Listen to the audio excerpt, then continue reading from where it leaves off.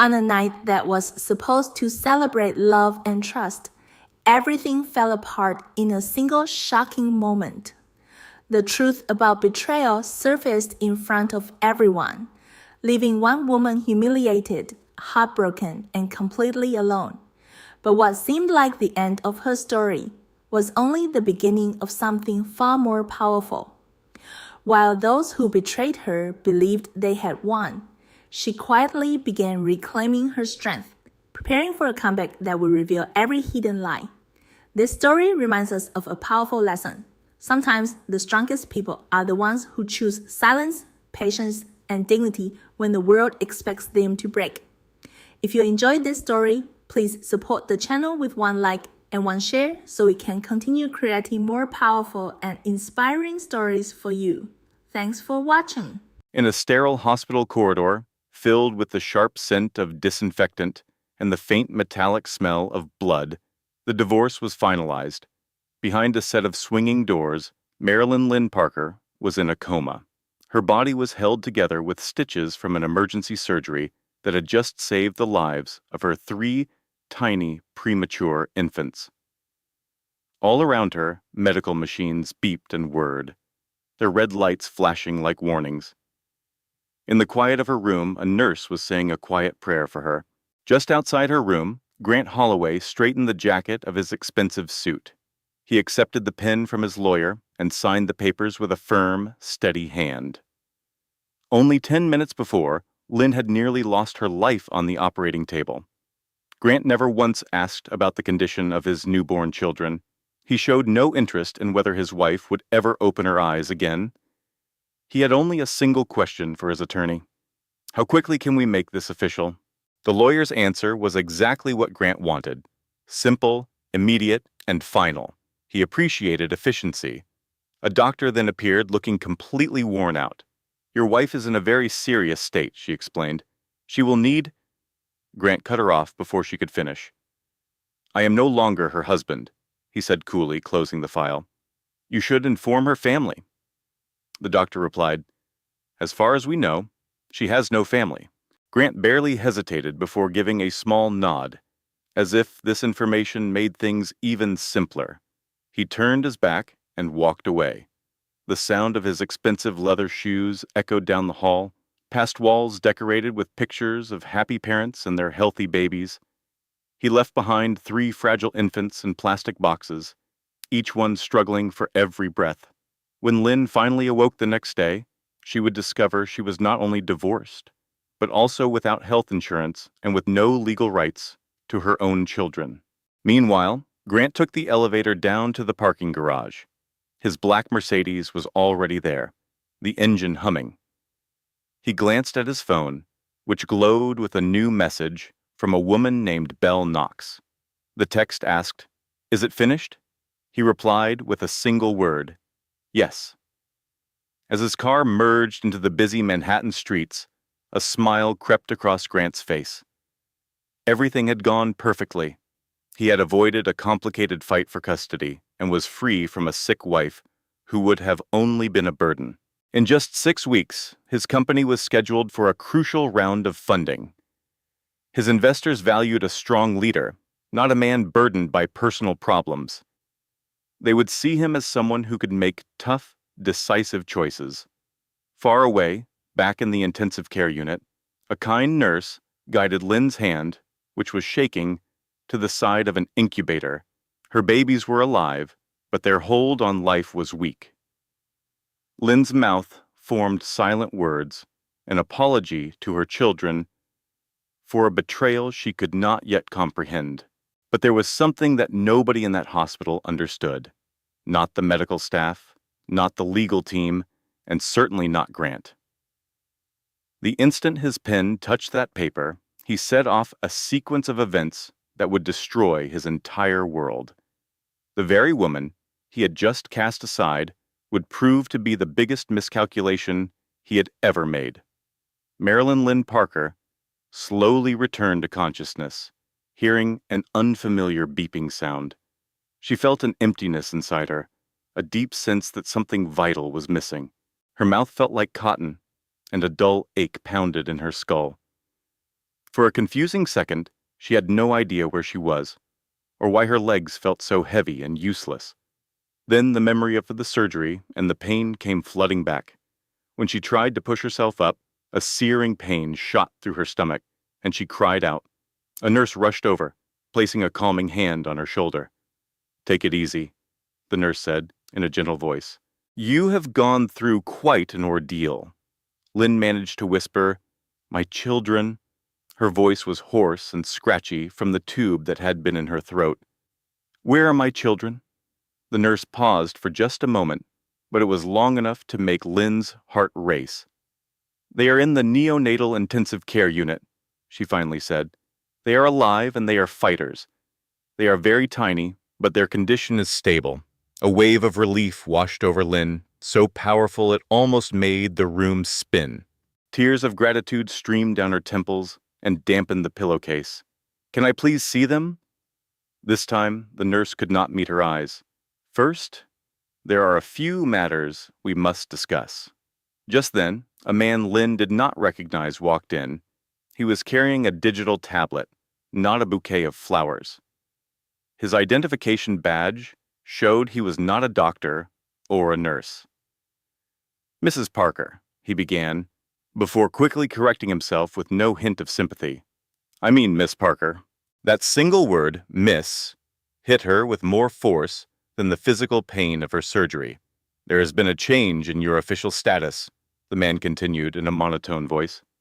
"Your divorce became official in the early hours of this morning." Lynn just stared, completely sure she was hearing things. "That is impossible," she said, her voice trembling. "I was not even awake." The man simply answered, "That is correct. But all the legal documents were in order." Her heart started to pound in her chest. She thought to herself, Grant would never do this. But the man's face told her he already had. He tapped the screen of his tablet and showed it to her. She saw Grant's confident, familiar signature right there in black and white. Below it was her own name, typed out, with notes confirming the agreement was processed and complete. The date and time were listed, making it all brutally official. "As of now," the man added, "you are no longer on Mr. Holloway's health insurance plan. The hospital has also moved you to a different room. Furthermore, all medical choices for your children are on hold until legal custody is sorted out." Lynn's hands clutched the bedsheet so tightly her knuckles turned white. "They are my babies," she insisted. "Legally. Are they still mine?" The man replied, "That is what is being decided now." The world started to feel unsteady. "Where is he?" she asked, her voice rising. "I need to speak to my husband." For the first time, the administrator looked directly into her eyes. "Mr. Holloway has stated he will have no more contact with you." After the man was gone, a nurse came back, not with words of solace, but with a wheelchair. They moved Lynn to a much smaller room in another part of the hospital. This new room had no window, none of the blinking medical machines, and felt cold and unwelcoming. She was handed a single thin blanket and a stack of papers on a clipboard that were impossible to focus on through her tears. A few hours passed, and an orderly wheeled her down a hallway that went past the neonatal intensive care unit. Through a large window, she saw them, 3 impossibly small forms, covered in tubes and wires, each fighting for life in a way she could not help.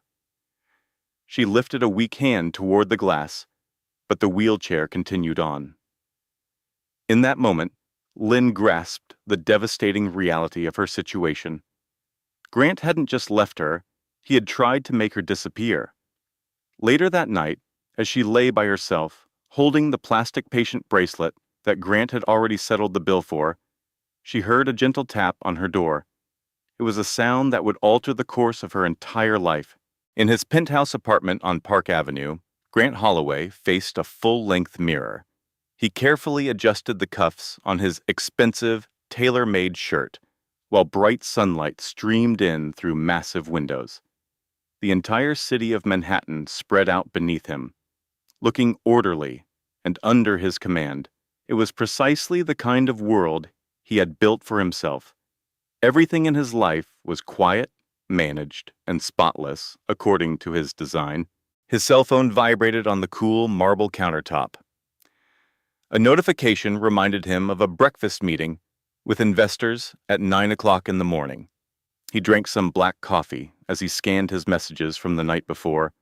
There were notes of support, some careful questions from associates, but no angry responses or problems. The divorce was handled just as his attorney said it would be, with total efficiency. He had not slept well, but he did not care. A weight felt like it had been lifted from his shoulders. He was free from the tedious trips to the hospital. He no longer had to navigate difficult emotional conversations. He was done making excuses. The second Lynn's pregnancy showed signs of trouble. She had turned into a problem for him. In his view, 3 premature infants were not a gift. They were a major liability, and Grant Holloway had a policy of cutting his losses as early as possible. He picked up his phone and called a number he knew by heart, one he had committed to memory long before signing the divorce documents. "It is finished," he said as soon as Belle picked up. He could hear her light, relieved laugh on the other end of the line. "I knew it would all be fine," she said. "You just had to make a firm decision." Grant allowed himself a small smile. "I always do." Later that evening, Belle was waiting for him at the Plaza Hotel, arranging a carefully planned public outing. It was not an official announcement, but just a small event to introduce the idea of them as a couple. It was about creating a new narrative of a fresh start. She was the kind of woman who could keep up with him, not one who would hold him back. As Grant rode the elevator down, he felt a deep sense of contentment. He was now in complete control of the story. He would be seen as the chief executive officer who was capable of making difficult calls. He was the leader who never allowed private matters to get in the way of business success. He was sure that no one would even bother to ask what happened to Lynn. By the middle of the morning, he was seated at the head of a long glass table with a commanding view of Wall Street. He held an expensive pen and spoke confidently to a group of powerful investors. He presented figures, projections, and plans for growth. An aura of complete self-assurance surrounded him. "Our company is about to begin its most profitable period ever," Grant told them. "There are no distractions and no uncertainties." The investors around the table nodded, clearly impressed by his presentation. At that moment, his assistant quietly entered the room and whispered to him, "Sir, we have a problem with one of our sources of funding." Grant's expression soured. "Which source is it?" he asked. "The Parker Hale Trust." The name was unfamiliar to him. "We have no direct dealings with them," he said. "That is true," his assistant answered cautiously. "But they provide money, to 2 of our other investors, and they have frozen all activity while they conduct a review." Grant leaned back in his chair, hiding his annoyance. "It is just a temporary delay." "Yes," she agreed, "but they are asking for new documents regarding your personal life and any potential risks." Grant felt his jaw clench. "I will take care of it," he said dismissively. The meeting continued, but the atmosphere had changed. For the first time all day, a small seed of doubt began to grow in Grant's mind. He tried to ignore it, reminding himself of his powerful lawyers and connections. This was a minor issue. As he left the building, his phone buzzed with a call from a number he did not recognize. He let it go to voicemail. Across town, in a dreary hospital room, Marilyn Lynn Parker had no idea that her family name was now being discussed in powerful boardrooms. He had been so sure she could never touch his world. And so, as Grant confidently shook hands with the investors, believing his past was neatly tied up and forgotten, the ignored phone call remained on his screen. The very system he had mastered was beginning to work in ways he did not expect. The woman he had thrown away was now an unpredictable factor in his carefully calculated life. Her move from the room was abrupt and impersonal. Marilyn Lynn Parker was startled from a light doze by the noise of a rolling gurney and unfamiliar voices. Someone took the clipboard from the end of her bed. She heard the clatter of her intravenous stand as it was moved. Nobody offered any explanation, so she finally had to ask, "Where am I going?" she said, her voice weak and shaky. The nurse who was helping refused to look at her. "We are just following orders from the administration." They took her from the luxurious private suite that Grant had arranged for her months ago. Her new room was in the standard maternity ward, located in a completely different part of the building. Here the lights were bright and glaring, not soft. The walls were empty and stark. And instead of the pleasant scent of lavender, the air carried the harsh smell of chemical bleach. The new bed protested with a squeak every time she moved, and the blanket was so thin she could feel the cold seeping right through. Lynn just stared up at the plain ceiling, wondering how her life had fallen apart so quickly. Less than an hour later, a woman from the billing department came in, wearing a fake smile and holding a clipboard full of numbers. "We just need to go over your payment options," she said in a cheerful voice that felt all wrong. Lynn felt a lump form in her throat. "My husband handles that." The woman's fingers stopped moving for just a second. "Your former husband called this morning and removed his authorization." The words hung in the air, heavy and suffocating. "What does that mean for me?" Lynn asked, her voice trembling.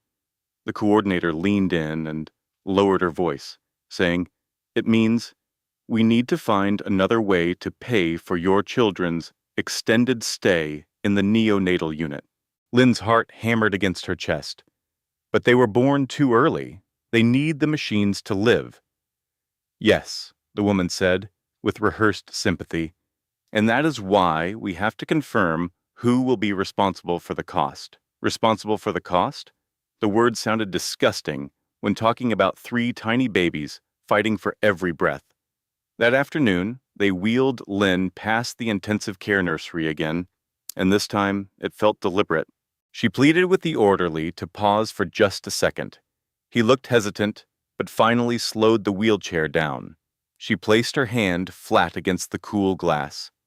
Inside, she saw 3 small incubators holding 3 precious lives. One of her babies moved a little, a tiny hand opening and closing on nothing. "I am right here," Lynn whispered, knowing they could not hear her. "I am not going anywhere." From behind her, someone cleared their throat. "Miss Parker," a hospital administrator said, her voice sharp and official, "we have to talk about your discharge." "Discharge?" Lynn spun around, feeling a wave of panic. "I cannot be discharged. I can barely even walk." "From a medical standpoint," the woman continued, "you are well enough to finish your recovery at home." "I do not have a home anymore," Lynn said, the words tasting like ash. The administrator gave a single small nod, as if this was information she already knew. "Then you will have to make arrangements for a temporary place to stay." The cruelty was not in her voice. It was quiet and polite. It hid in official paperwork and hospital rules, in signatures, and in silence. By that evening, Lynn noticed her meals were smaller and simpler. They gave her less medicine for the pain. They told her she could have fewer visitors because of a lack of space. She was completely alone, listening to the faint sounds of other people's babies crying, and she wondered if her own children were crying for her too. In another part of the city, Grant Holloway signed the last insurance cancellation form with the same detached focus he used for his work reports. He told himself it was not a personal attack. It was simply a necessary step. He believed that hospitals always figured things out. He thought people always found a way to manage. Back in her room, Lynn looked at her phone, scrolling through the messages she had sent to Grant hours ago. None of them had been delivered. He had blocked her number. Her hands shook as she typed out one last message, even though she knew he would never see it. "They need their mother. Please." She never sent it. Instead, she turned onto her side, wrapping her arms around a body that had given all it could. And she finally let the whole terrible truth sink in.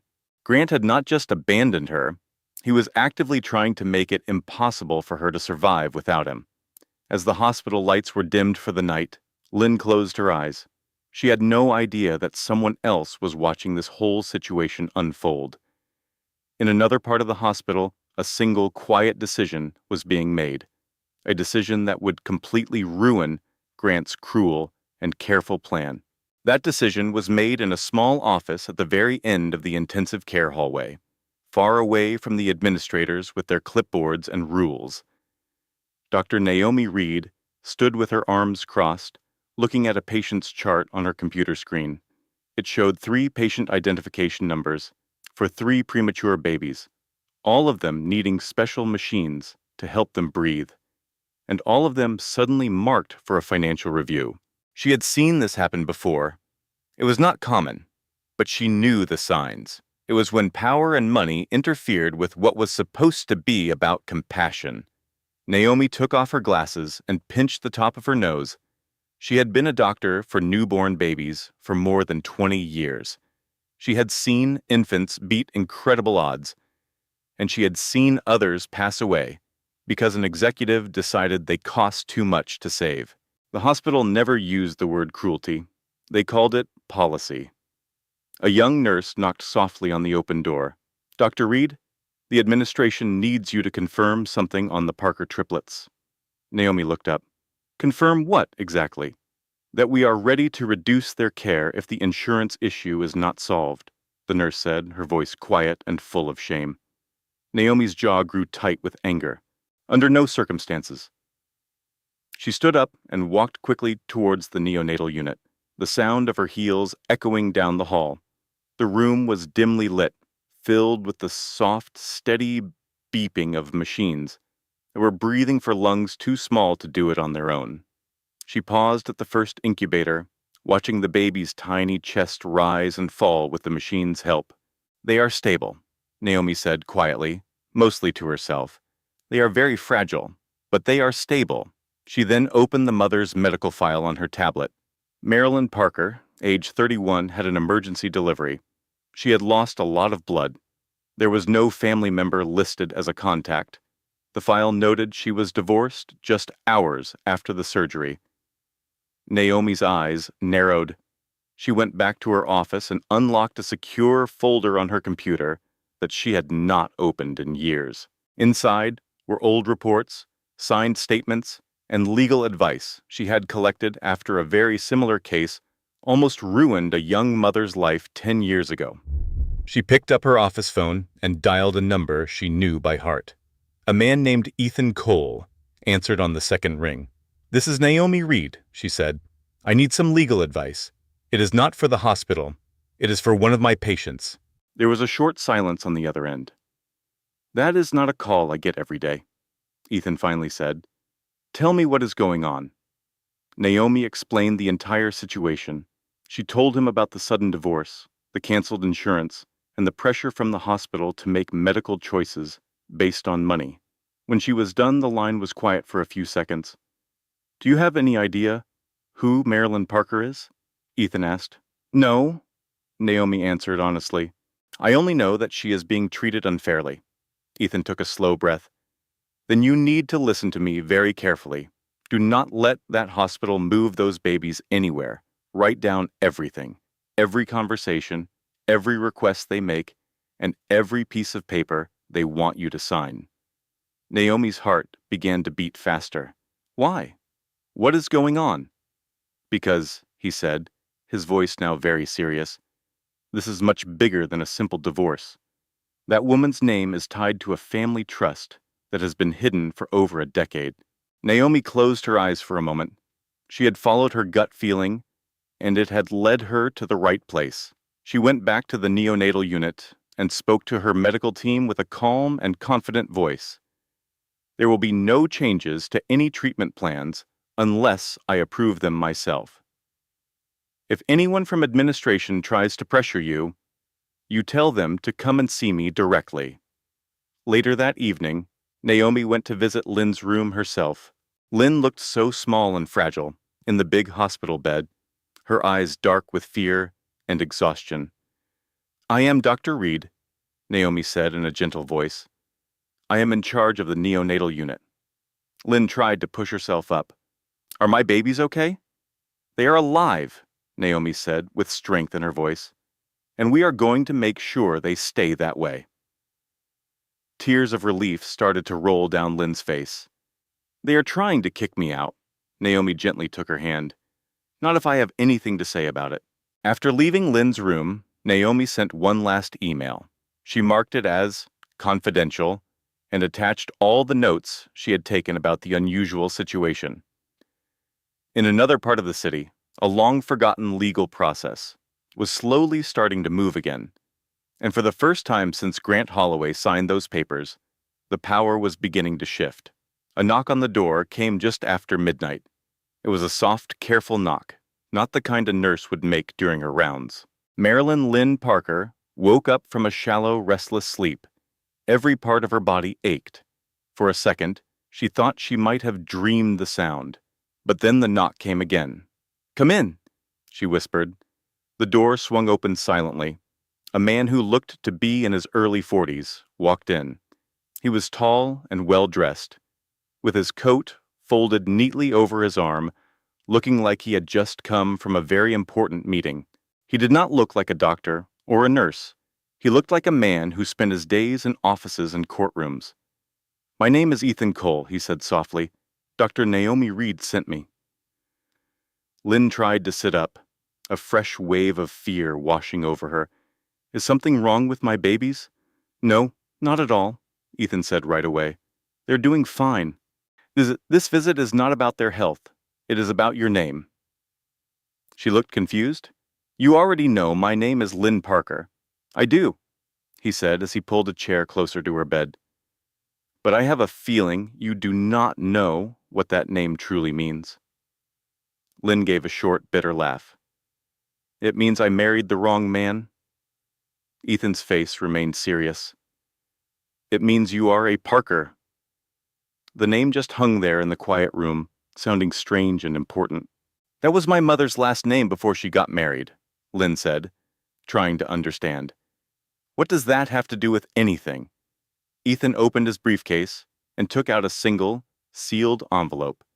It was made of thick paper that had turned yellow over time. "It is important because your grandmother, Eleanor Parker Hale, created one of the most secret and wealthy investment trusts on the entire East Coast, and you are listed as the only person left to inherit it." Lynn just stared at him, speechless. She was so tired she thought she must be imagining things. "That is impossible," she said. "My grandmother passed away a long time ago. If she had any money, my family would have told me." "They could not," Ethan explained gently. "The trust was tied up in court. There were disagreements within the family and legal fights. It has been completely frozen for the last 12 years. Lynn felt a tightness in her chest. "Then why is it coming up now?" "Because of a special rule in the trust," Ethan said. "A rule that could only be activated after the birth of legal heirs. And it specifically required more than one heir." Her breath caught in her throat. "You mean my children?" "Yes." The small hospital room suddenly felt like it was closing in on her. "So, what does this mean?" Lynn asked. "Can I use the money now?" Ethan shook his head. "Not right away. There is a required waiting period of 90 days for a final review. Until that time is over, the money cannot be touched." Hope had sparked inside her, but now it was fading. "So, cannot help me right now," she whispered. "Oh, it helps you more than you can imagine," Ethan said, leaning a little closer. "Because the moment that rule was activated by the birth of your children, you gained a special legal status. Your ex-husband's actions, like cutting off your insurance and trying to interfere with your baby's medical care, are now on record. They are seen as illegal attempts to cause financial damage to a legally protected person." Lynn's hands started to shake. Grant had no idea about any of this. "No, he did not," Ethan said, "and that is probably the biggest mistake he has ever made." Tears started to stream down Lynn's face, but this time, they were not tears of sadness. They were tears of validation. This was the proof she needed that her feelings of being erased were real. "So, what is the next step?" she asked. Ethan snapped the briefcase shut. "Now we play the waiting game. We ensure that you and your children stay safe long enough to claim what should have been yours all along." He got up and paused by the door. "One last thing. From this point forward, every single move Grant makes will be under a microscope." After he was gone, Lynn leaned back on the pillow and stared at the ceiling as her thoughts raced. For the very first time since she had woken up all alone, she did not feel invisible anymore. Out there beyond the hospital, a powerful but sleeping empire had finally acknowledged its true heir. It was just a matter of time before the man who threw her away would understand who he had really cut loose. On paper, the 90-day review period seemed perfectly fair. In reality, it felt like a prison sentence. Marilyn Lynn Parker left the hospital 2 days later. She had a prescription she could not afford and discharge papers that assumed she had a support system at home. She had none of that. She walked out of the hospital in a coat someone had loaned her, carrying a bag that felt much lighter than when she had first arrived. She held no babies in her arms, only a handful of paperwork and a body full of pain. At the street curb, she paused before looking at her phone. She had $47 left.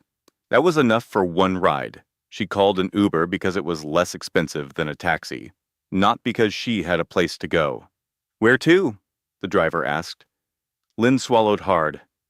"Anywhere that offers a long-term discount." "To Tusco." The driver gave a simple nod, no questions asked, and pulled out into the flow of traffic. The small studio she rented was on the very edge of Queens. It was tiny and quiet, with a squeaky bed and a kitchenette that hardly functioned. The whole place smelled like stale coffee and bleach. Lynn did not mind at all. It was a place she could lie down without anyone reminding her that she was a financial burden.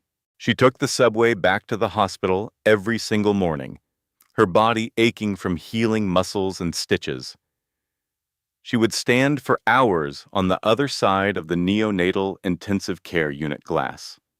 She memorized the number on every machine and the face of every nurse. She came to know the distinct sound of each of her baby's breathing machines. One was steady, one was weak, and one made her heart stop every time its alarm beeped. They would not let her hold them yet. "Soon," the nurses kept telling her. Grant Holloway never once visited. On the 5th day, a letter from the hospital was forwarded to her studio. The envelope felt heavy and official. It stated that her former husband had filed for an emergency custody hearing. He claimed she was an unstable mother with no financial resources. Her hands trembled as she read the letter a second and then a third time. She called Ethan Cole that night. "He's trying to take them from me," she said, her voice shaking. "I am aware," Ethan answered calmly. "He filed the papers the second he found out the trust was activated." "So he knows," Lynn whispered. "He knows a piece of it," Ethan corrected her, "but he does not know everything. He is in for a surprise." The following week was harder than recovering from her surgery. Her pain returned because she had no medicine. She only slept in short, restless bursts. On some days, she did not eat so she could save her money for the subway fare. She discovered just how cold New York City can be when you feel completely alone. Grant, in the meantime, was telling everyone that Lynn was sick and refusing his offers of help. Belle Knox was always by his side at dinners and charity functions, her hand placed possessively on his arm.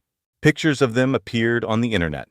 They were all smiles, champagne glasses, and perfect control. Lynn saw one by accident on her cracked phone screen while riding the subway alone. She did not shed a tear. On the 12th day, one of the babies had a medical crisis. Lynn was rushed in from the hallway and had to watch as a team of doctors worked with terrifying urgency. She squeezed her hands together until her knuckles turned white, whispering silent promises she had no idea how to fulfill. They managed to stabilize the baby, but just barely. That evening, Lynn sat on her bed in the studio, and stared at the wall, completely overcome with exhaustion. 90 days felt like an eternity.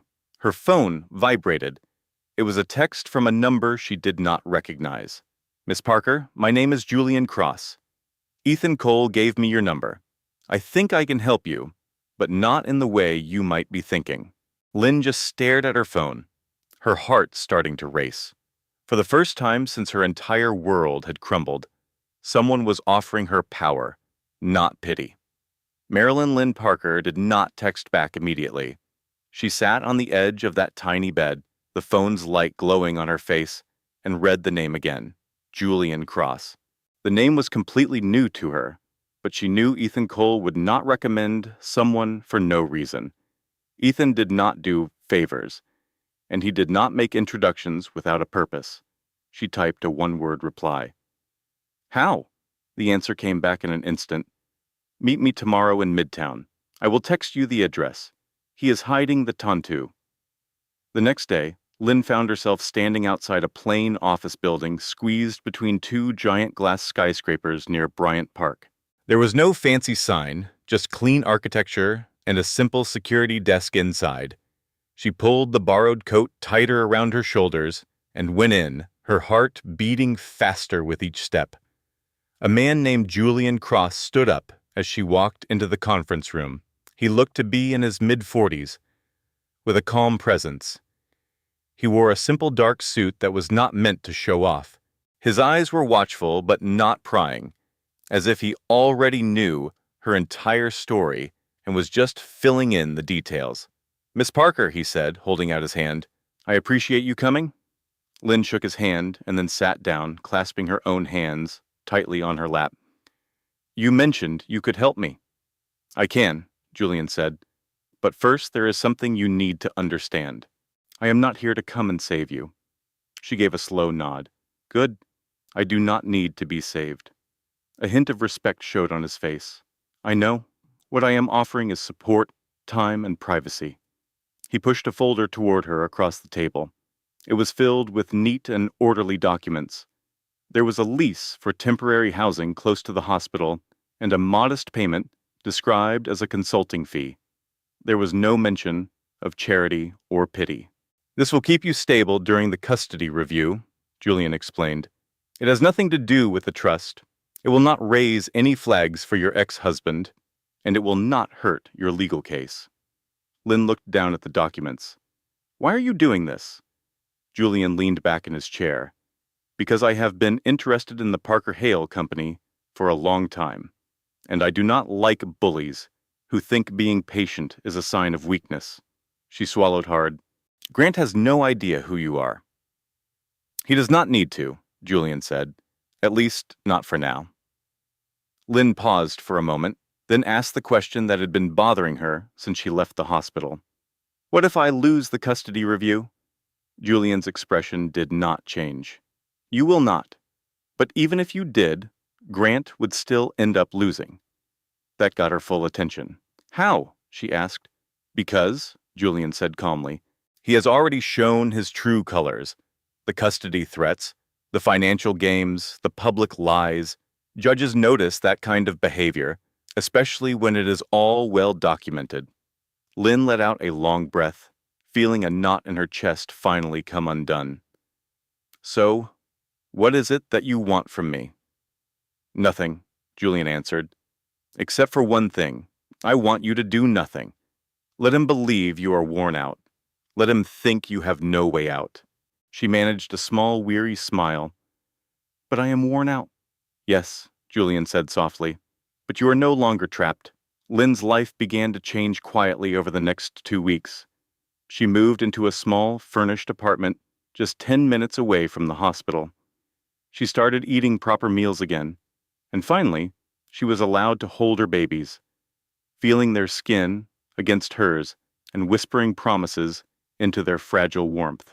Grant continued to file legal papers. He spread rumors about his concerns. He was just waiting for her to fall apart, but she never did. One night, while Lynn was sitting by the incubators, one of her babies wrapped its tiny fingers around her hand for the very first time. In that moment, she felt a sense of certainty. The world was not shaking under her feet anymore. And on the other side of the city, Grant Holloway believed her silence was a sign of defeat, completely unaware that the real fight had only just begun. It was during the third week that Grant Holloway started to notice the silence. It was not a sudden change. There were no furious text messages, no pleading emails, and no public fights. Marilyn Lynn Parker had simply disappeared from his life, and it was making him uneasy. At first, he was glad. Silence meant she was giving up. It meant she was exhausted and overwhelmed, breaking down just like he expected her to. But as the silence stretched on, it started to feel like something different. Grant was in his office with a view of Wall Street, looking at his phone while stock prices scrolled on a screen behind him. His assistant stood nearby, holding a tablet. "We still have not heard anything from Miss Parker," she said with caution. Grant just laughed. "Of course not. She is too busy trying to stay afloat." But he kept checking anyway. He looked for hospital news and court updates, but there was nothing. It was just the same slow 90-day waiting game. For a man who was used to getting what he wanted instantly, it felt like forever. At a private dinner party that evening, Belle Knox got close to him, placing her perfectly manicured hand on his arm. "You seem a little distracted these days," she said quietly. "Is this still about her?" Grant became tense. "She does not matter anymore." Belle just smiled, not buying it. "Then why do I keep hearing her name mentioned when people talk about business?" That made him pause. "What are you talking about?" "I heard some people talking at the charity event," Belle said casually. "They brought up Parker Hale again, very quietly, as if they were talking about a sleeping giant." Grant's jaw clenched. "It is not important." But later that night, back in his apartment, he poured a strong drink he did not need and stared out at the city lights. A feeling of deep unease was creeping in. He called his lawyers the very next morning. "I need an update on Parker," he ordered. "I want to know everything." But the report he got back was short. It was too short. There were no reports of meltdowns, no desperate legal moves, and no signs of financial trouble. It was nothing like the story he had been telling everyone. In the meantime, Lynn's life had found a quiet routine that Grant could never have predicted. She spent her mornings at the neonatal intensive care unit, rested in the afternoons, and studied legal documents from Ethan in the evenings.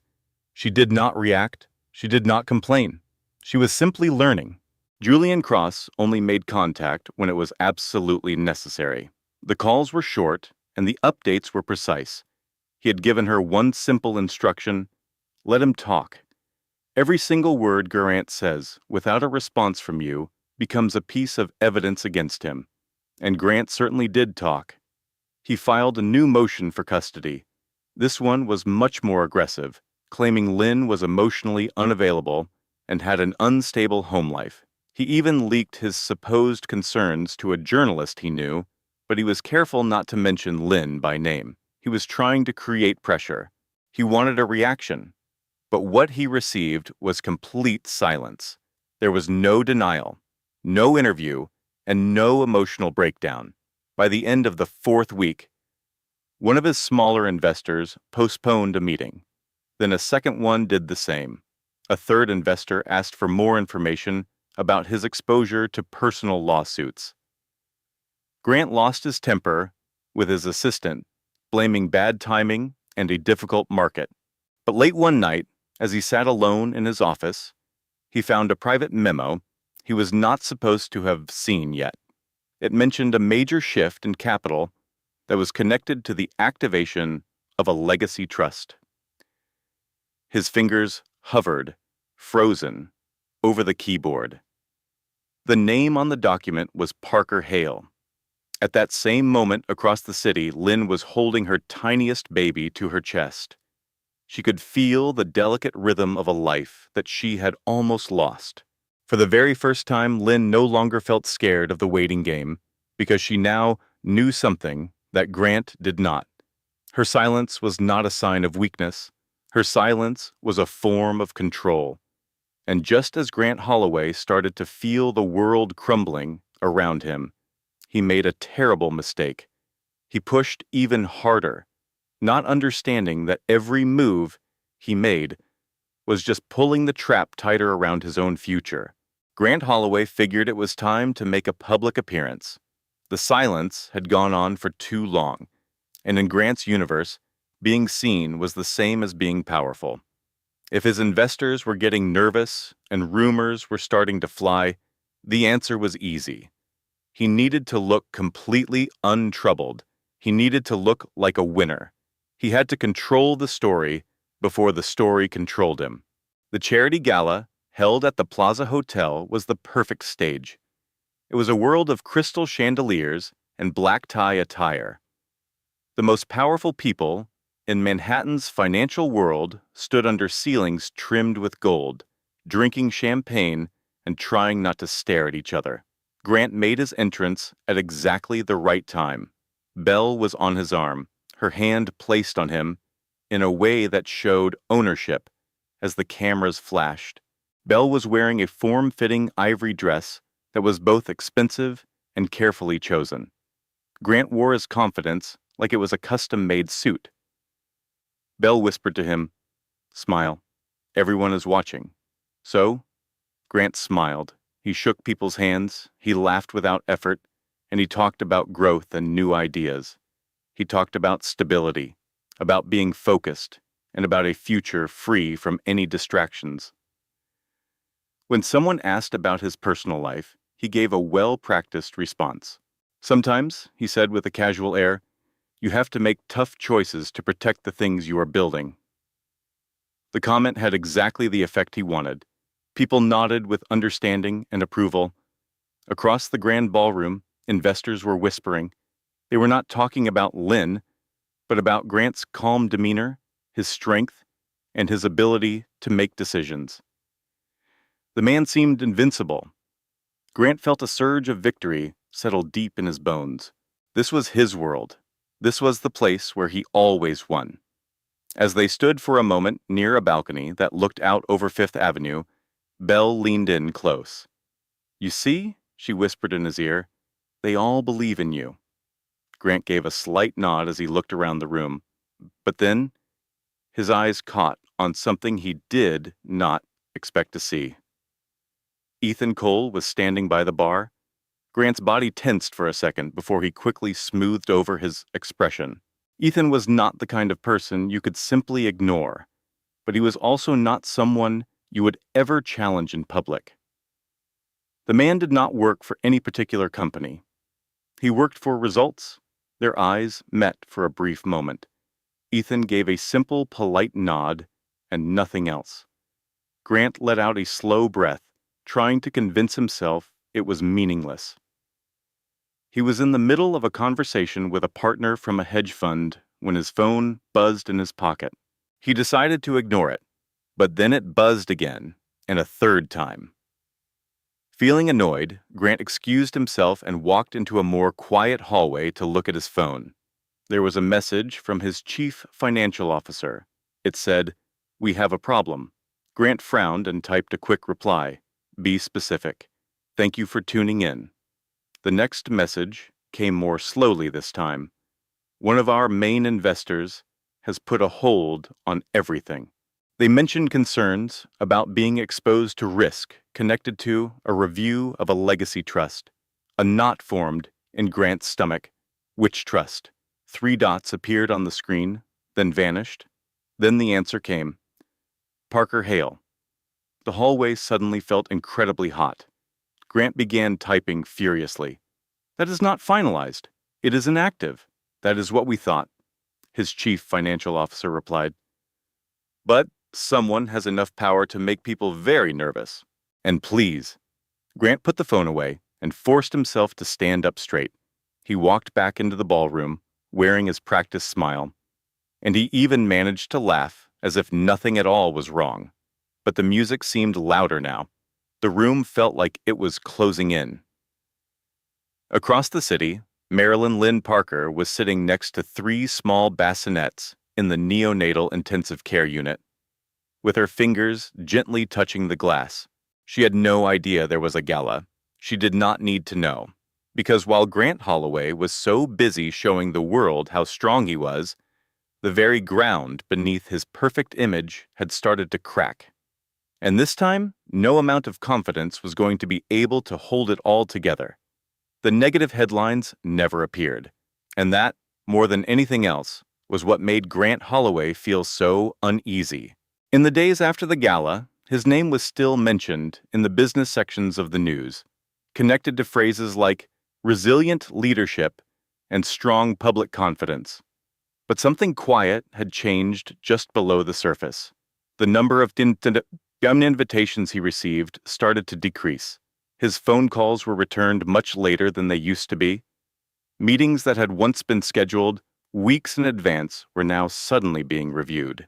And Marilyn Lynn Parker was nowhere to be seen.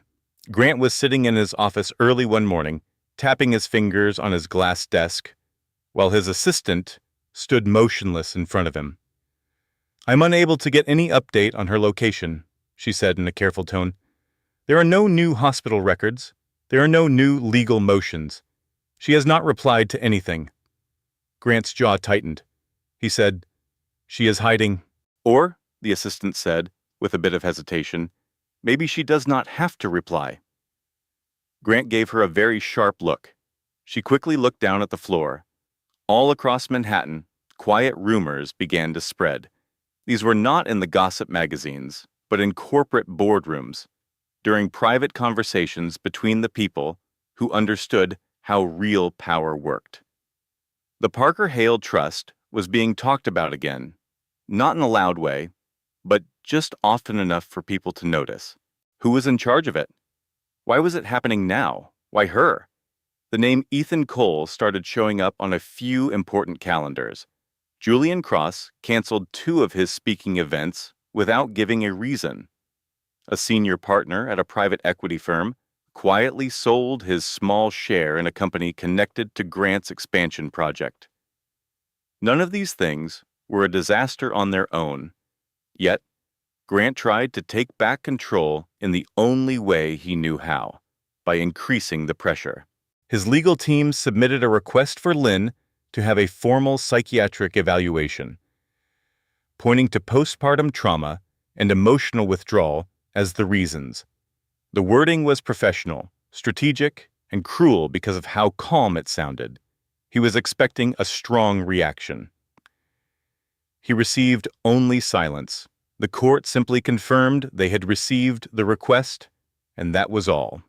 That night, Grant poured himself a drink and stood by himself in his penthouse apartment, watching the city lights blink below.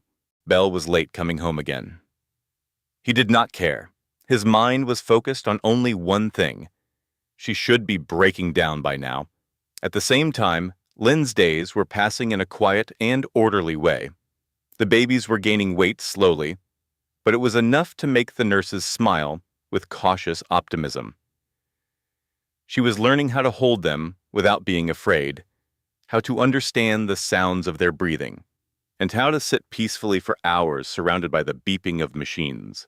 Julian Cross came to visit her one time, but his visit was very short. He brought no flowers and gave no long speeches. "You are doing well," he said to her simply. "I am surviving," Lynn answered. "And that is enough for right now." She did not ask him about Grant. She did not have to. Ethan was keeping her updated with brief messages. "He is becoming impatient," he told her during a phone call. "That is good." "Why is that good?" Lynn asked. "Because impatient people make mistakes." "Oh." One afternoon, while Lynn was gently rocking her smallest baby, a nurse said something casually. "A journalist called earlier today," she said, "and was asking if you were still a patient here." Lynn's hands stopped moving. "What did you tell them?" "That we do not give out information about our patients." Lynn nodded, her heart beating calmly. Grant had wanted the whole world to watch her fall to pieces, but instead, she had vanished from sight completely. There were no pictures, no public statements, and no dramatic scenes. And in a city where power is all about being seen, her absence had started to say more than any accusation ever could. Because when a woman disappears without having a breakdown, people begin to ask questions. What information does she have? Who is helping her? What is going to happen next? Grant Holloway could feel it deep in his bones now. It was a slow, creeping feeling that he was not in charge of the story anymore. He was just reacting to it. And somewhere hidden inside the financial world that he had always trusted, Marilyn Lynn Parker's name was being seen in a new way. She was no longer a problem to be dealt with, but a powerful force that nobody could afford to ignore. Grant Holloway finally made the decision to contact her, not through the public, not through his lawyers, but personally. The message came late one evening, sent through channels that he thought he still controlled. It said, "We should talk. For the children, for closure." Lynn just stared at the words on her phone screen from the small kitchen table of her temporary apartment. One of her babies was sleeping on her chest. The other two were finally healthy enough to stay at the hospital overnight without setting off alarms every hour. She did not reply immediately. Instead, she forwarded the message to Ethan Cole. His response arrived just a few minutes later. Good. He is ready? 2. The meeting was scheduled for 3 days later. It would be in a neutral location that Grant had chosen himself, a private conference room in a midtown office building he often used for business deals. He wanted to be in control. He wanted to be on his own territory. Lynn agreed to his terms without making any of her own.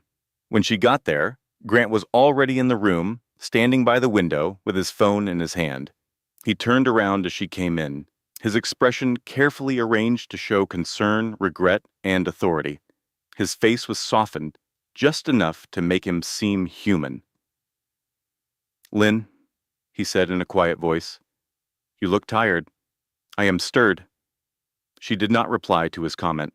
She simply took a seat across the table from him. Her hands were folded, and her posture was straight but calm. It was exactly what Julian had told her to do. Grant let out a breath, as if seeing her in person had confirmed something he had already known. "This does not have to be a war," he started to say. "We can resolve this before it causes any harm to the kids." "The kids are in the hospital," Lynn said in a calm voice. "They do not even know that there is a war." Grant gave a small nod, as if he was agreeing with a difficult point. He said that this was precisely why they needed things to be stable. Courts, he explained, dislike instability, and so do investors. In that moment, the real reason for his offer was revealed. He went on, telling her that he had already consulted with his lawyers. If she would just agree to work with him on a cooperative plan, they could settle everything without delay. This would include shared custody of the children, controlled financial support, and a mutual agreement not to speak publicly about the matter. He pushed a folder gently across the table toward her. It contained a settlement offer that, on the surface, seemed quite generous. It promised monthly support payments, an allowance for housing, and it would cover all her legal costs. In return for this, Lynn would have to give up any right to his future earnings, promise not to make any public statements, and waive any claims involving other people or businesses connected to him. Grant watched her face closely as she read through the document. Her hands remained perfectly still. Her expression did not change at all. She spoke softly, saying that this was more than she had thought he would offer. Grant began to feel a little more at ease. He told her he wanted to be fair. She looked up from the papers and met his eyes. She asked him why he was making this offer now. He answered smoothly that dragging things out would not benefit anyone. Then he added that he knew she must be struggling.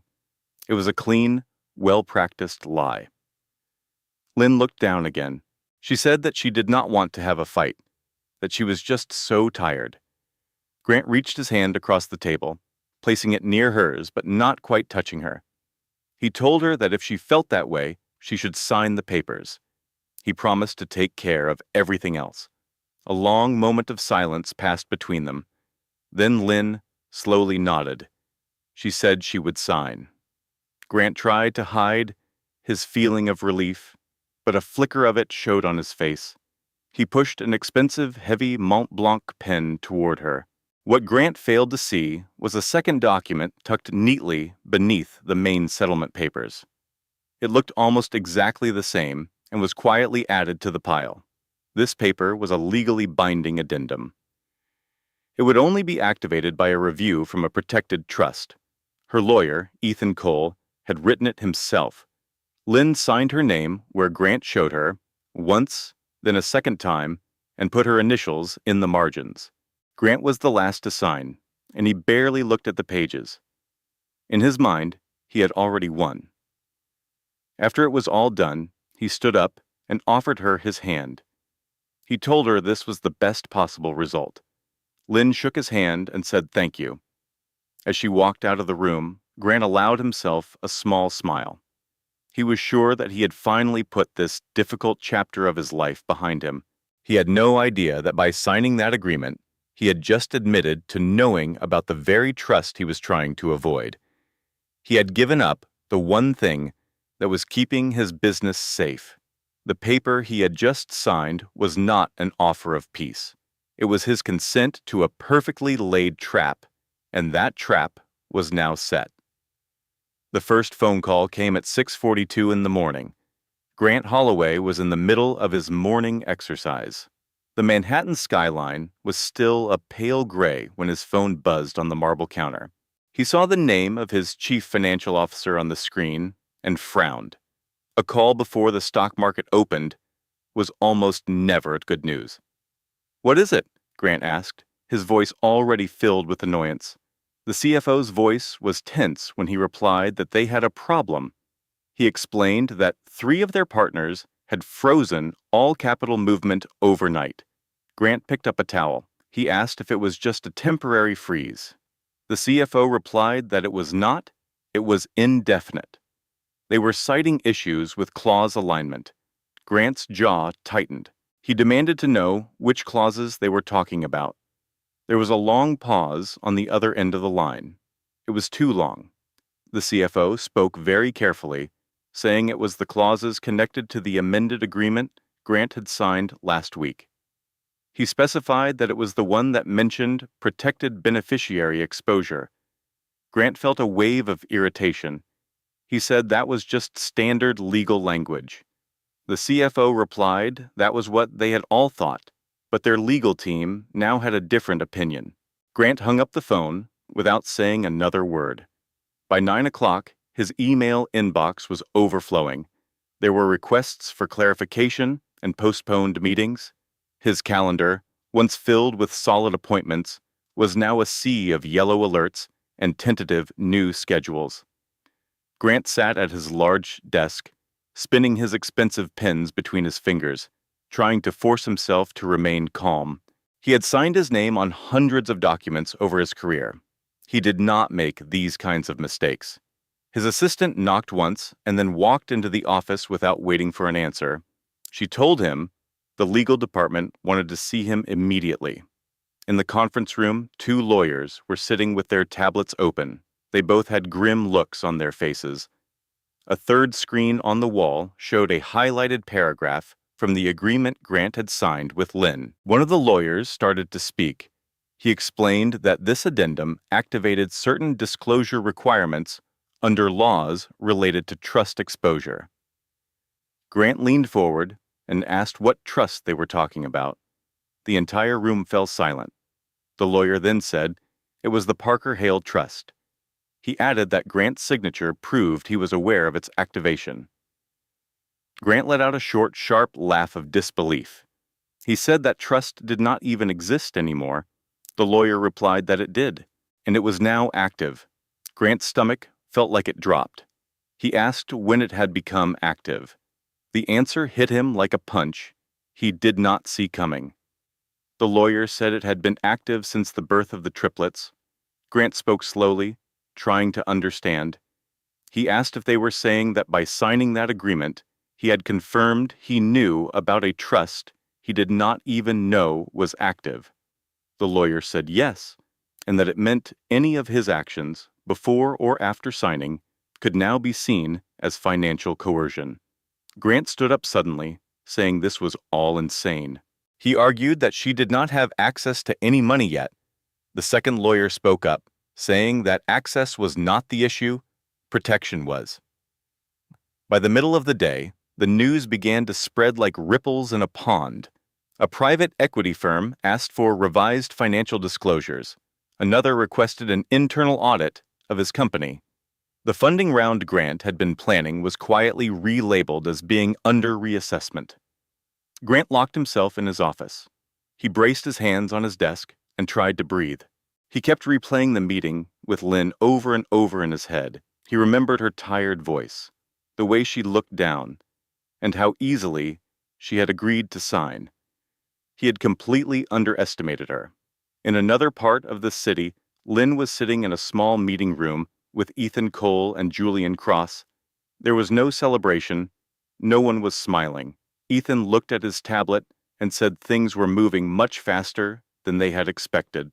He told her that her signature had triggered much more than they had originally planned. Julian nodded in agreement. He said Grant was now exposed, and he knew it. Lynn looked down at her own hands and asked what would happen next.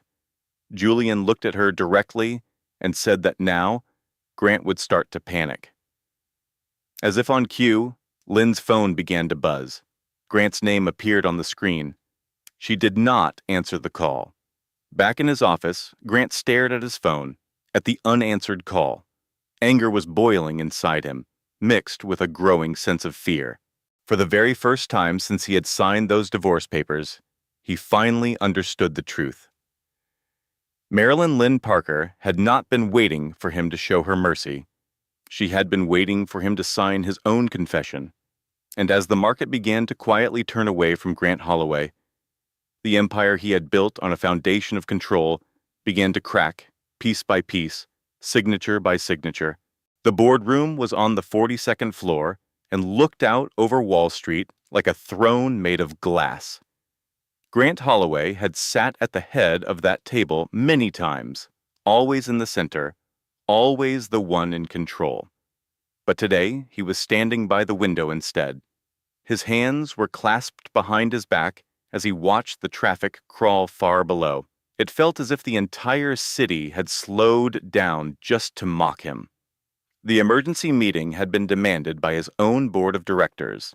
That fact alone showed him just how serious the situation had become. When he finally turned around, the seats around the long table were filling up fast. There were advisors, lawyers, and 2 investors who had never come to an internal meeting before. Nobody would look him in the eye for more than a second. The air in the room felt heavy and thick with questions that no one dared to ask out loud. Then, the door opened one more time.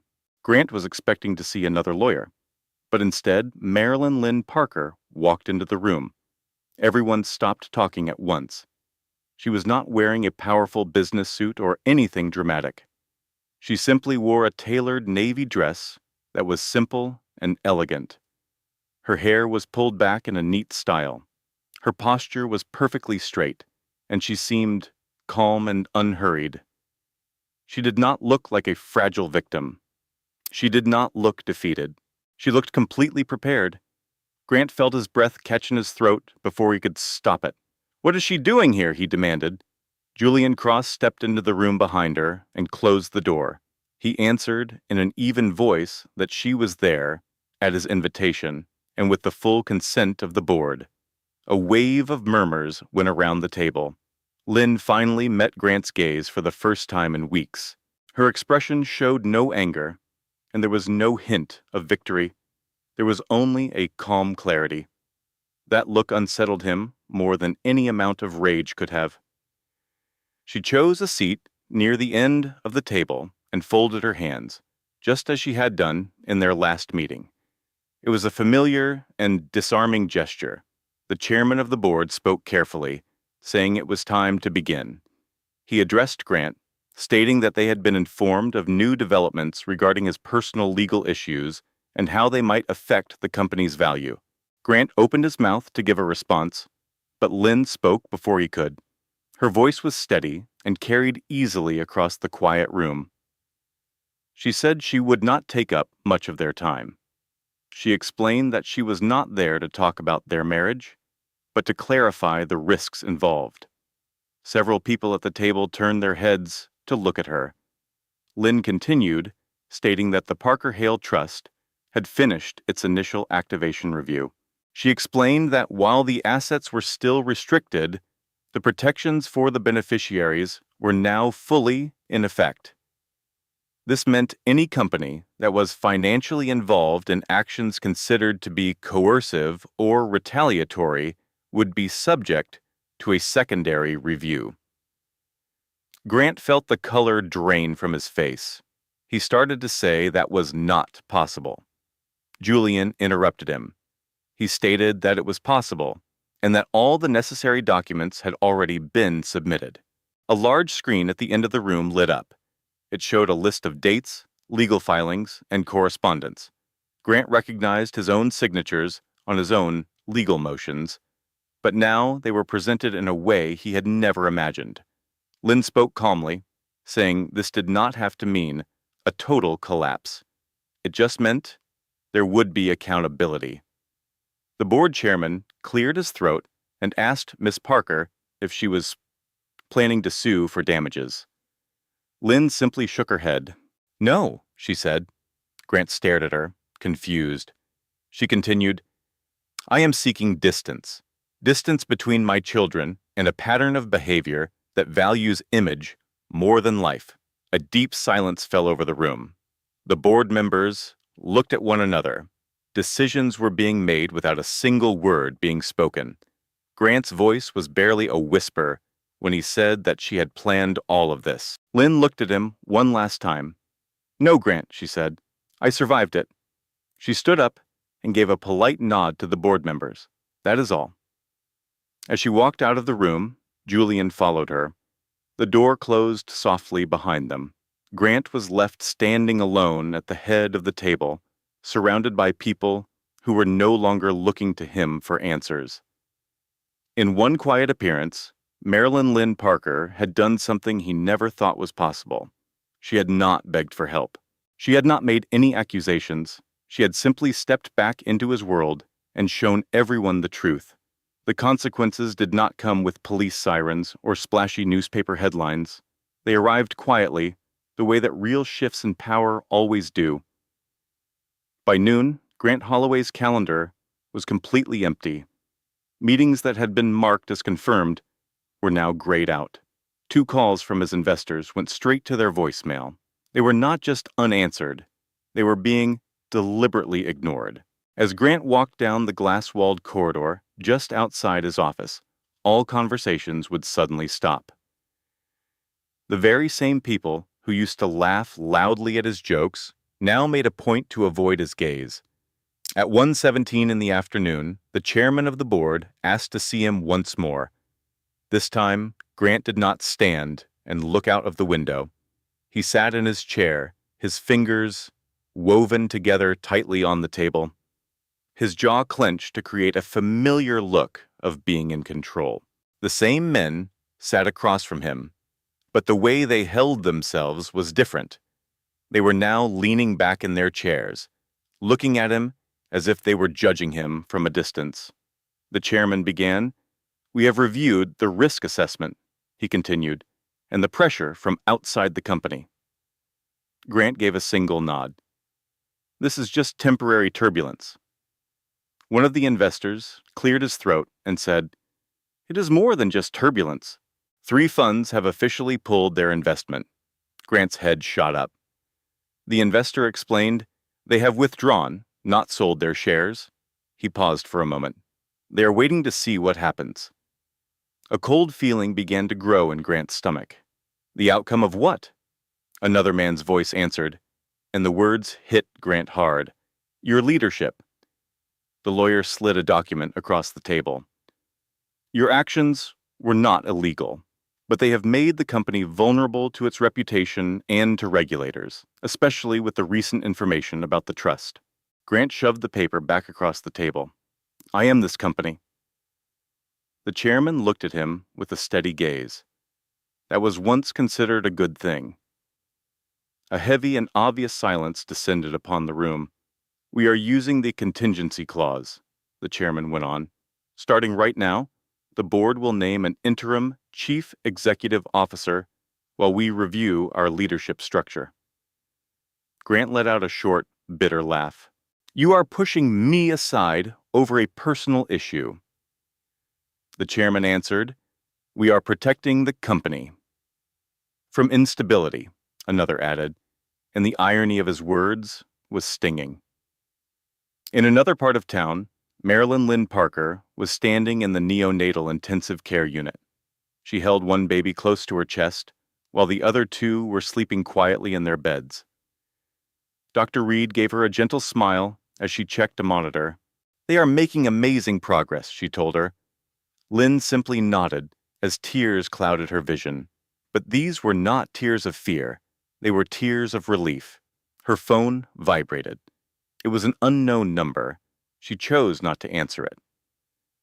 Back in the boardroom, Grant stood up slowly and adjusted his suit jacket.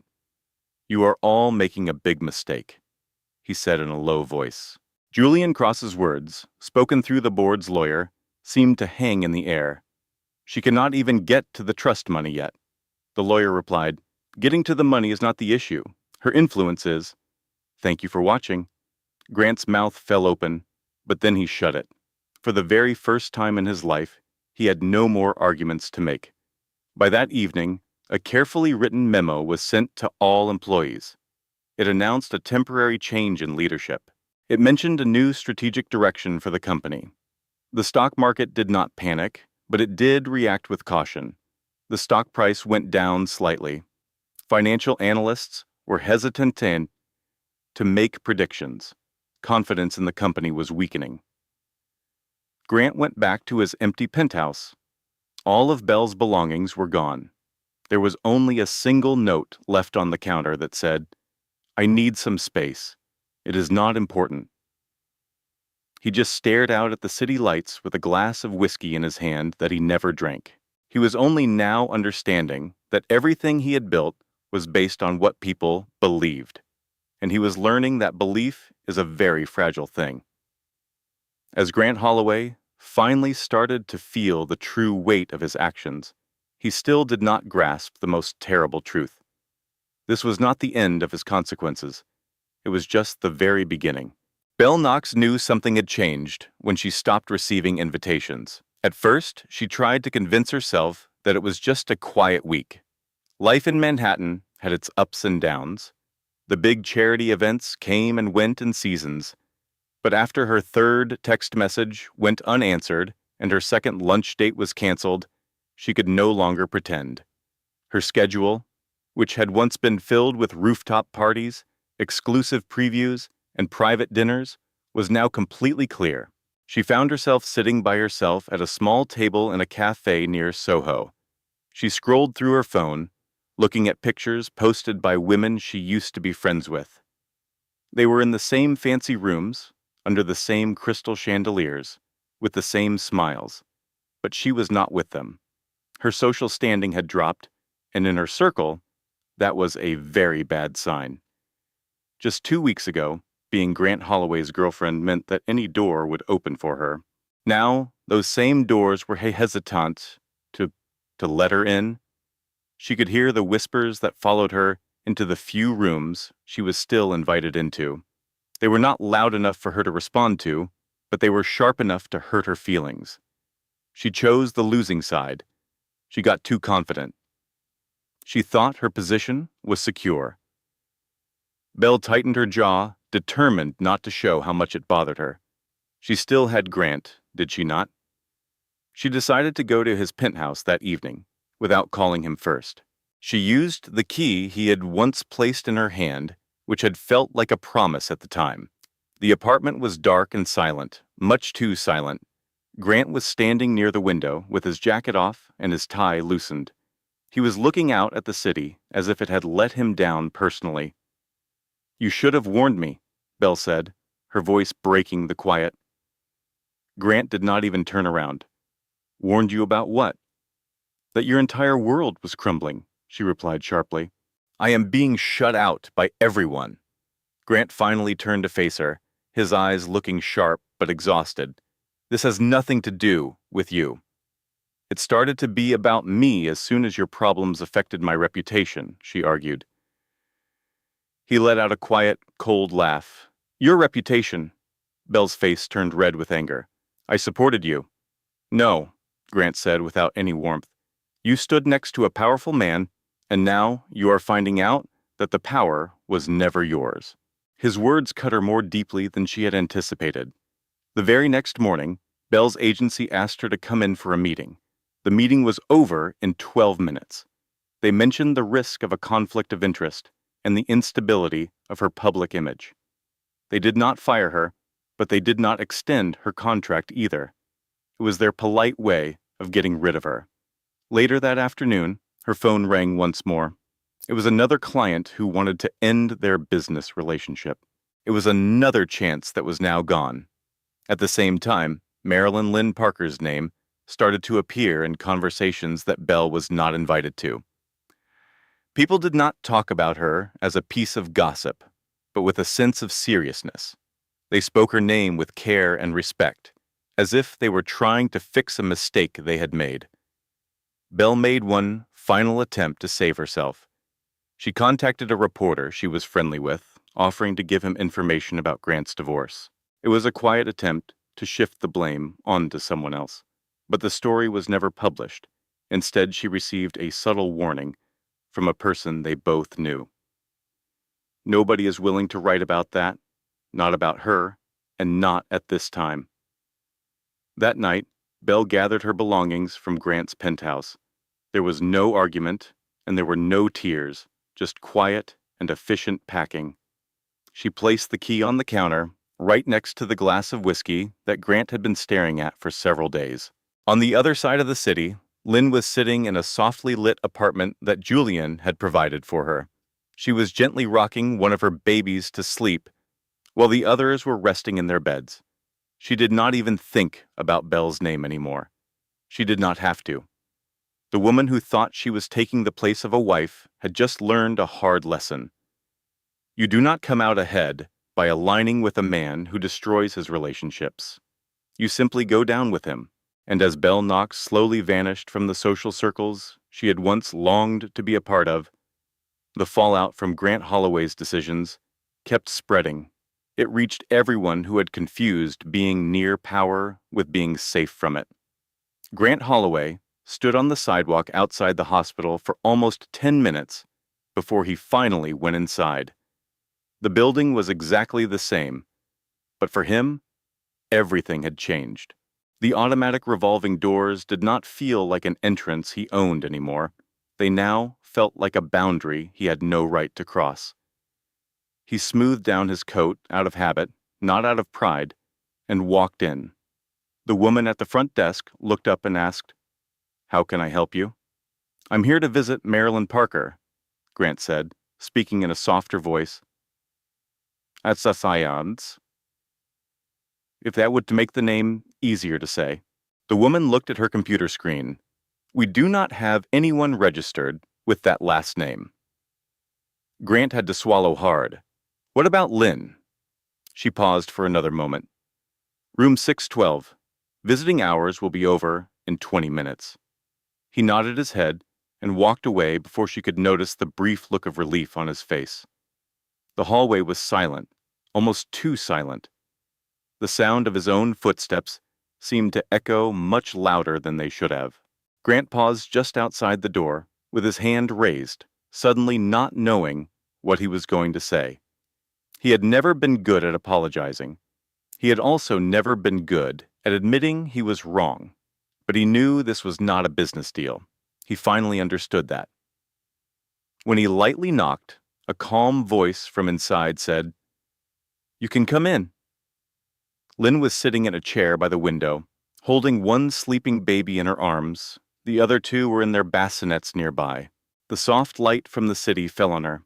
She appeared tired but also very composed, with a sense of calm that he had never noticed in her before.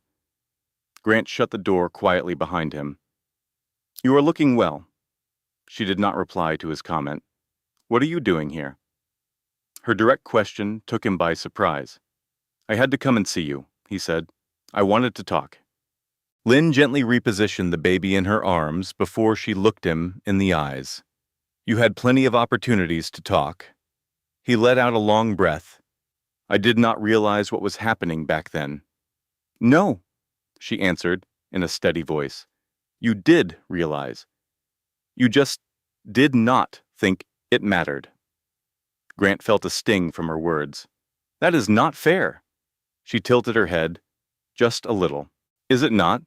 The silence between them grew, broken only by the quiet beep of a medical machine. All of Grant's usual self-assurance disappeared in that silence. "I have lost my position at the company," he finally admitted. "The board has removed me. The investors have left. Everything has changed." Lynn just sat and listened, her face showing no emotion. "I never wanted things to get this bad," he said. "That is the whole issue," she said in a quiet voice. "You never believed they would." Grant moved a step closer and lowered his voice. "If you could, we could still work this out for the children." The word just lingered in the air. It felt very heavy. Lynn's expression became firm, not with rage, but with determination. "You are not allowed to use them to your advantage now." "They are my children too," he insisted. "And you abandoned them before they had even taken their first breath," she answered. Her voice remained calm. "It did not have to be this way." Grant's shoulders slumped in defeat. "I made some errors." "Yes," Lynn agreed, "and errors always have consequences." And 40. He glanced around the room at the new life he had almost destroyed. "I do not want to be your opponent." "I do not need an opponent," Lynn said. "What I need is for you to stay away." Grant opened his mouth to say something, but then he closed it. He had no more arguments to make, no power to use, and no position of authority. All he had was his regret, which had come far too late to change anything. "I will accept any decision you make," he said quietly. She gave him a single small nod. "You will accept the decision made by the court." Grant walked toward the door, but he stopped with his hand on the doorknob. "You were much stronger than I ever realized." Lynn met his eyes for the last time. "I did not have to become strong," she thought. "I just had to remember that I always was." Grant turned and walked away without saying anything else. Lynn looked down at the baby sleeping peacefully in her arms, his little chest rising and falling. She gently kissed his forehead, a wave of calm washing over her for the first time in what felt like a lifetime. The man who thought he could ruin her life had come back, only to find out she did not need him for a single thing anymore. The fight for her children was set for a Tuesday morning. The courthouse hallways smelled clean, like fresh coffee and polish. Marilyn Lynn Parker walked in alone, wearing a simple dress. There was no large group of supporters with her, no show of force. Julian Cross had walked with her to the security gate, but she entered the courtroom by herself. She was done wearing armor. She was ready to just be herself. Grant Holloway was already sitting inside. He looked much thinner than she remembered, and his usual confidence seemed fragile, like it could break at any moment. His lawyer was whispering to him, but the words sounded like a script, not a promise. When Lynn took her seat on the other side of the room, Grant looked at her for a second before quickly turning his gaze away. The judge, a woman with tired eyes and a firm voice, entered the room and got right to the business.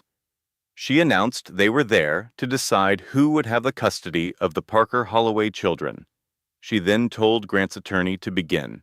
He started talking about stability and money, using complicated legal terms to make his points sound important.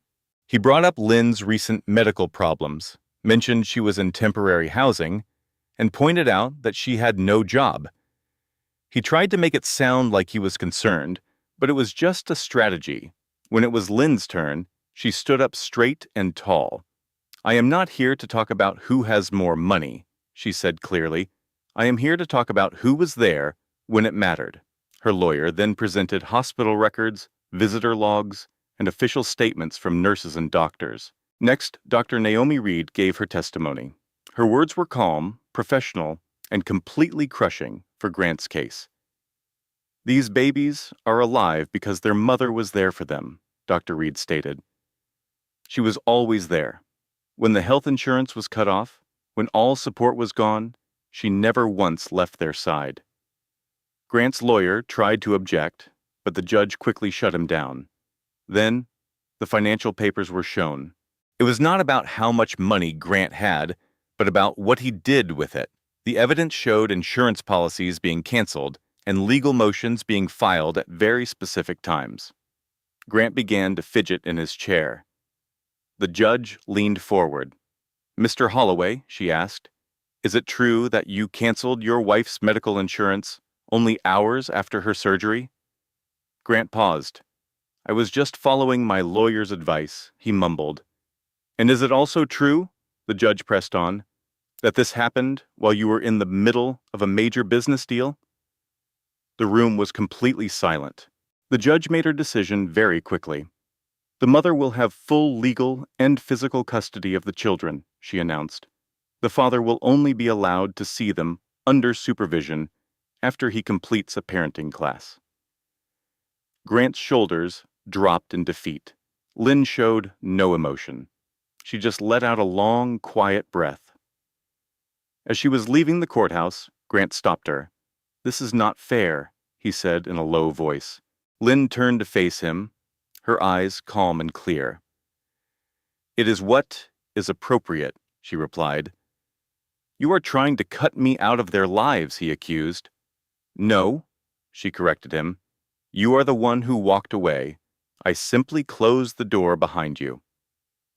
She then walked past him, toward the bright sunlight streaming through the large windows. Julianne was waiting for her on the steps. She knew the outcome just by looking at Lynn's face. "It is over," Lynn said. He simply nodded his head. "Good." That night, Lynn went back to her apartment where 3 little beds were waiting. She walked from one crib to the next, gently touching each tiny hand. This was the new reality she had fought so hard for. Her phone buzzed with a message from her lawyer, Ethan. "The custody order is official." It read, "Final." A small smile appeared on Lynn's face. For the first time, she felt truly free. There was no more waiting, no more being afraid, and no more threats anyone could use against her. The law had made its decision, and it had chosen her. That day, Grant Holloway lost the one thing he thought he could still control. It was not his company or his reputation, but the false belief that his power mattered more than his presence. The apartment felt different in the morning light. It was not a bigger or fancier place, but it was peaceful in a way Lynn had never known. It was a quiet that meant safety and peace, not a warning of being left alone. Sunlight streamed through the curtains, landing on 3 cribs. Inside each one was a sleeping baby, a tiny miracle she fought to protect. Marilyn Lynn Parker stood on the floor in her bare feet, holding a warm mug of coffee. It was real coffee this time, not the bitter stuff from a hospital machine. She watched her children breathe in and out, feeling a deep sense of calm settle inside her. 90 days went by. The review of the Parker Hale Trust was completed quietly. There were no big announcements, just a private meeting and a stack of papers. Ethan Cole's calm voice confirmed what was always meant to be. "The trust is all yours now," he explained. "You have total control." Lynn nodded, taking in the news without a big reaction. Money had started to feel very real the moment she lost everything else. Now, all that mattered was how she could use it to protect her family. She did not buy a huge house or change her name. She did something much more meaningful. She paid every single medical bill. She took care of the costs for every nurse, every doctor, and every night her children spent in the hospital. Then she created a special fund at that same hospital to help other premature babies. She did it all anonymously, with no plaques or public announcements. After that, she just went home. Julian Cross came to visit one afternoon. He was not there for business. He brought a bag of groceries with him, just like a regular friend. He put the bag on the counter, rolled up his sleeves, and helped her prepare 3 tiny baby bottles. She could not help but laugh at the wonderful chaos. "You do not have to do this, you know," she told him. "I know," Julian said with a smile. "That is why I am here." Their relationship grew slowly. They built respect first, then trust. Long before any promises were made, Julian never asked for anything in return. He just kept showing up, and his actions meant more to her than any words ever could. One evening, after the babies were finally asleep, they sat on the balcony together. The lights of Manhattan twinkled in the distance. Julian looked at her seriously. "I do not want to be just another man who enters your life because you went through something difficult," he said. "I want to be the man who gets to stay because you chose him." Lynn felt tears well up in her eyes, surprising her. "I am not looking for someone to rescue me," she whispered. "I know," Julian smiled back. "I am just asking if I can walk with you." Across the city, Grant Holloway was looking at a very different view from a much smaller office. The temporary leaders at his old company had been made permanent. His name was no longer a symbol of power, but a warning. Sometimes he would see pictures online, not of Lynn, but of little moments in her life that were moving on without him. He never tried to contact her again. Lynn rarely even thought of him anymore. On a peaceful Sunday afternoon, Julian was on the floor with the 3 babies playing between them. He asked Lynn a question without any big show. There was no audience, and he did not have a ring yet. It was just a simple, honest question. "Will you build a life with me?" he asked. Lynn looked at her children, then she looked at the man who had never tried to take away her freedom. "Yes," she said simply. In the end, her reward was not revenge. It was the freedom to choose, to feel safe, to love, and to have a future that was completely her own. As Lynn Parker finally closed the chapter of her life that had caused her so much pain, she stepped into a new one. She was strong, she was complete, and she was finally free. The wedding was small for a Manhattan event, but it was absolutely perfect for them. There were no reporters or photographers, just a beautiful garden with a view of the Hudson River. The afternoon sun shone gently through the trees, as if nature itself wanted to be soft for them. There were white chairs, simple flowers, and 3 bassinets sitting right in the front row. They were watched over by the few special people who had truly earned a place in their lives. Marilyn Lynn Parker walked down the aisle with slow, deliberate steps. She was not nervous. She just wanted to remember every single moment. The air smelled of fresh grass and springtime. Julian Cross was waiting for her, looking calm and sure of himself, not trying to impress anyone. When he took her hands, he did not give a big speech about destiny. He just spoke the truth. "We choose each other," Julian said, his voice quiet but clear. "We choose each other every day, especially on the difficult ones." Lynn nodded, her eyes shining. "That is all I have ever wanted." They were married just as the sun began to set over the river. Later, while their friends and family talked and laughed, Lynn took a quiet moment for herself at the edge of the garden. She watched her babies sleeping, their tiny chests moving up and down with a steady rhythm she had once been so afraid she would never get to see. Julian came and stood beside her, quietly taking her hand in his. Far away, in a different part of the city, Grant Holloway watched the same sunset from an office that no longer belonged to him. The room was quiet and empty, without any assistants to help him. His phone buzzed with a news alert. A business award had been given to someone else. He did not bother to read the article. Grant had tried to start new companies and make smaller deals, but nothing ever became as successful as what he once had. It was not because he was not smart. It was because once you lose people's trust, you can never fully get it back. He sometimes thought about Lynn, not with anger anymore, but with a deep sense of regret. He used to believe that his power would protect him from everything. In the end, that belief cost him everything that truly mattered. Back in the garden, Lynn raised her glass. It was not a toast to winning, but a toast of thanks. To second chances, she said softly, and to the people who are there for you when it really counts. She did not mention Grant's name. There was no need for a victory speech.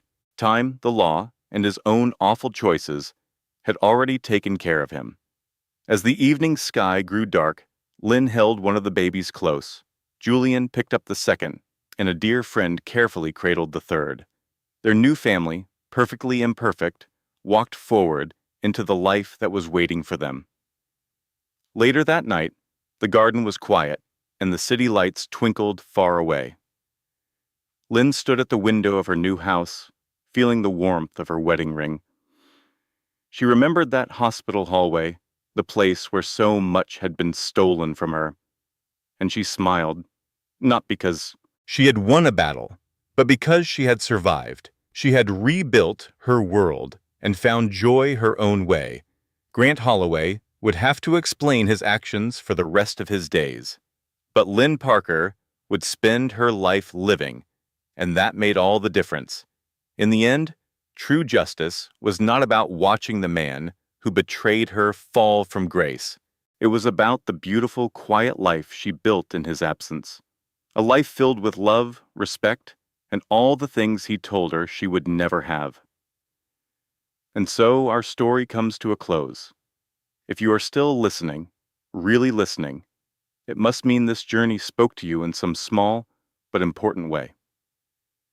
Maybe it made you think of a time when life just was not fair. Perhaps it reminded you of being left behind, or when people thought less of you. Or maybe a time you had to begin again with only your own spirit to guide you. Stories like this are important. They show us a simple truth that is easy to forget.